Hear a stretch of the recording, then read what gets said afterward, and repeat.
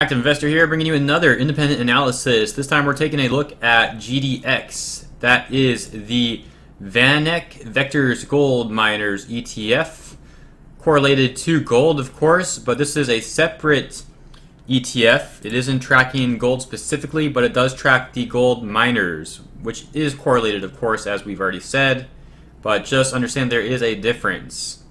That said, the chart that we're looking at today is a 2-hour chart. Each candlestick on this chart representing 2 hours of trading.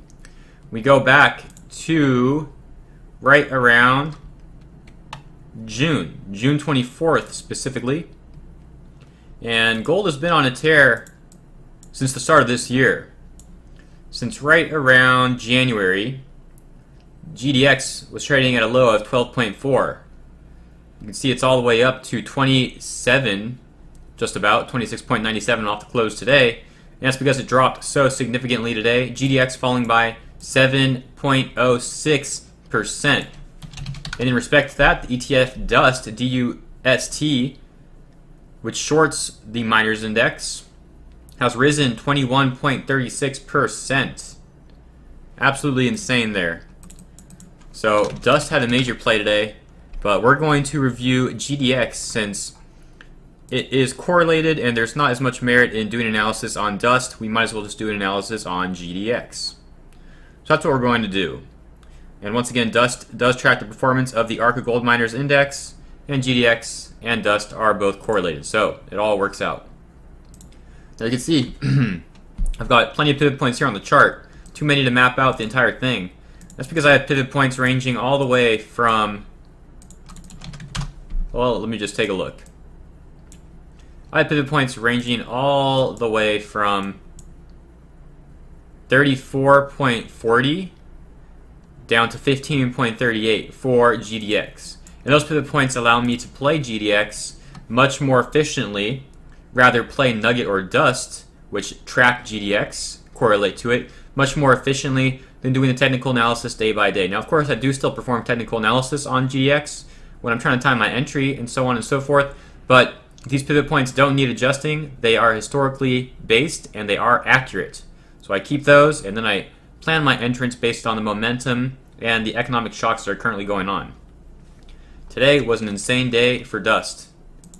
And in respect, we saw GDX fall once again 7.06%, which is absolutely crazy. This thing does not normally move that much. You can see that reflected in the red candles here. So if we look on this side of the chart, let's see, right over here, you can see that we retraced all the way back to where we were trading about 2 months ago, just about a month and a half ago, and right before today, we were trading right around the 29 area, 29 pivot point, and the last time we were over there was back here, which wasn't that long ago. It was about 2 weeks ago. So we erased 2 weeks worth of gains just about in about a day and a half. Absolutely insane day. So there's definitely something going on there, economically wise, that caused this market to sell off GDX and gold so hard. Now what's interesting is if you look at gold futures specifically, they didn't fall off nearly as hard as the GDX did, down only 0.08%. You can also look at the dollar index to see how that happened. Now normally if the dollar goes up, gold will go down. If the dollar goes down, gold will go up. Dollar index actually was down 0.01%, so in other words it barely moved. So there's definitely something going on with the miners today, and that is up to speculation, of course. But today was a crazy day for DUST. If you longed DUST and you shorted the gold miners index, you definitely made some profits. So you can see this thing has been downtrending very strong here.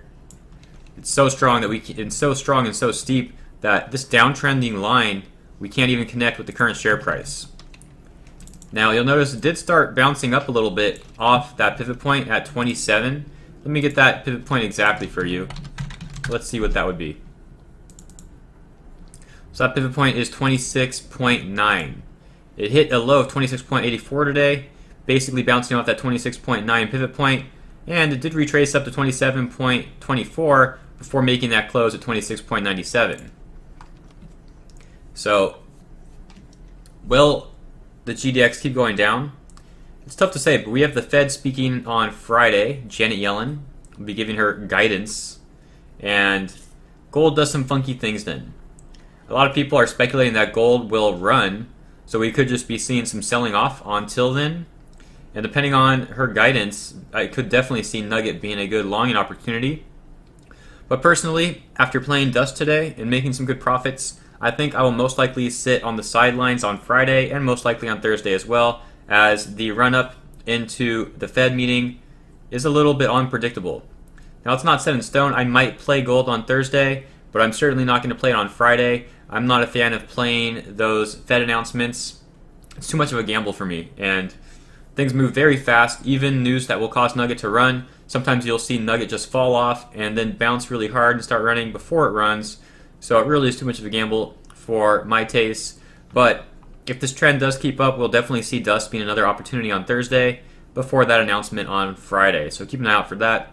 And of course, the averages all reflecting that bearishness. 50 average, 20 average, 13 average, all diverging and all in the bearish order. And our RSI, of course, also oversold. So just something to keep in mind on that announcement. And if you do choose to play gold Thursday, or more specifically Friday, I wish you guys the best of luck. And that is all I have to say about GDX for now. I do hope you enjoyed this video. If you do, please leave a like and subscribe to this channel for more analysis like this. And I, of course, hope to see you in the next one. Take care.